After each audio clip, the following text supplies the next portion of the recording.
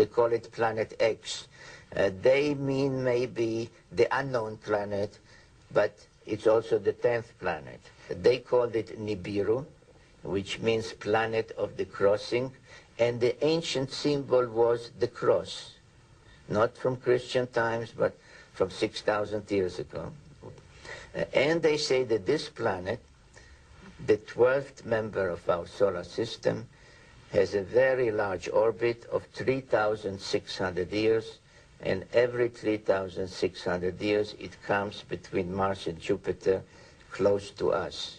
And it is then, they said, that people that look like us, not with little horns or green, people that look like us, started to come between their planet and Earth about 450,000 years ago.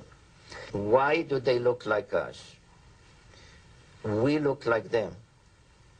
Because if you know the Bible, which is based on the Sumerian tales, at some point they engaged in genetic engineering and mixed their genes with the genes of Homo erectus. We can use various scientific terms, but let's say with early hominids, to bring about Homo sapiens, us.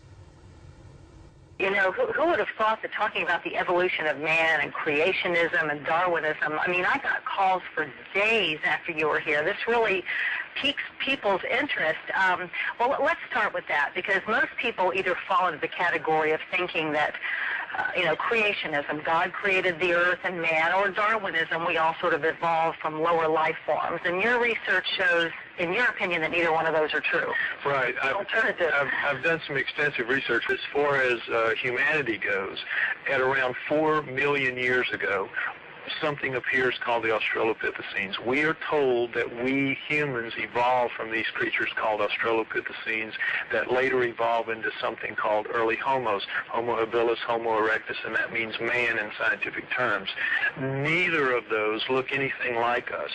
We've all seen the skulls and the body parts in National Geographic. They don't look anything like us. They have no foreheads, they have big brow ridges, they have large, round, nocturnal night vision eyes, they have big, wide noses, mouths stick off their face, no chin, long arms that dangle down to their knees.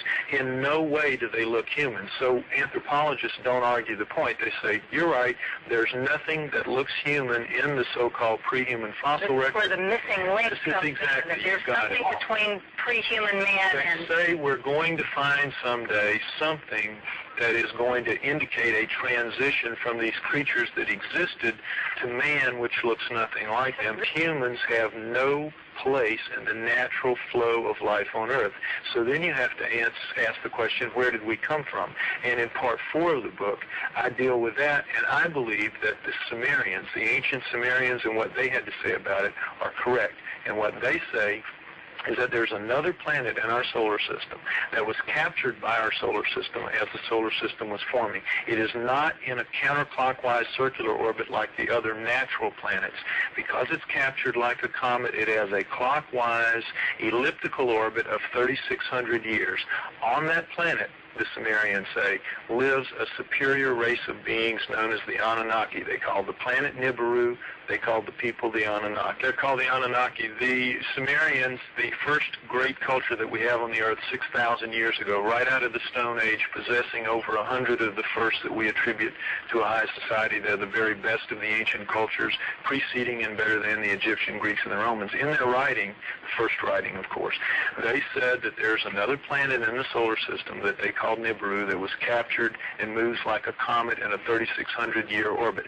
Our own astronomers know it's out there. They call it Planet X. It has gravitational effects on the outer planets. They can't find it because it's so far out. Exactly what the Sumerians say. The superhuman race lives? They say that on that planet the Sumerians do live another culture called the Anunnaki, and that in our past, in the past of Earth, at around 400,000 years ago, they came here to work, to do a job, which I go over in the book, and while here they decided to create a slave, to genetically engineer a slave, using the creature of Earth as a genetic base to make the new slave and servant better adapted to the planet than they were. That's us?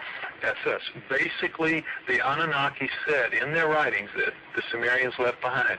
We shall make the Adamu. They called their slave servant Adamu plural, which comes down to us in the Bible as the Adam.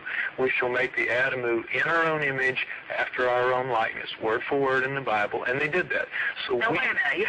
You're look saying like that we, the modern race of people, were genetically engineered by this superhuman race of aliens that came from other planets. And that we look like them. In the cylinder seals that we have, the 5,000 or so cylinder seals that we have out of the Sumerian culture, depicting gods and humans on the same cylinder seal at the same time, they always look the same. And this is why we only use 10% of our brains. They genetically engineered our brains. They gave us their bodies. We have, you will notice, we have tremendously reduced strength from primates. If we descended from primates, where did our strength go? Every primate is 5 to 10 times stronger than we are pound for pound.